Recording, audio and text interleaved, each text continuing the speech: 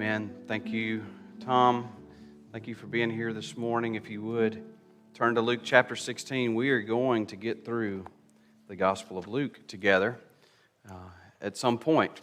We took a long break while we were outside through the summer, and we've been back in it now for several weeks. We come to chapter 16 this morning, Luke chapter 16, and we're going to look at verses 1 through 15, and we're going to see in these verses a parable that Jesus tells. Like we've already looked at 3 in chapter 15, so we know how Jesus would tell these parables.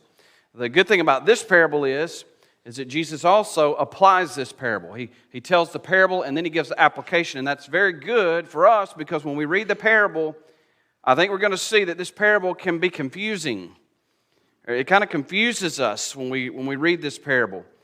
So thankfully, Jesus applies this parable for us. The problem is that when Jesus applies this parable, it moves from confusing to confrontational. It not only confuses us in the beginning, but when Jesus clears it up for us, it really confronts us. It confronted the Jews in that day, but I believe that it probably is going to confront us in the 21st century Western context even more.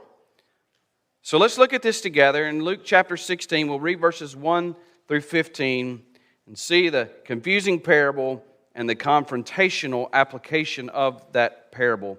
So it says he was also saying to the disciples, this is Luke chapter 16 and verse 1, there was a rich man who had a manager, and this manager was reported to him as squandering his possessions.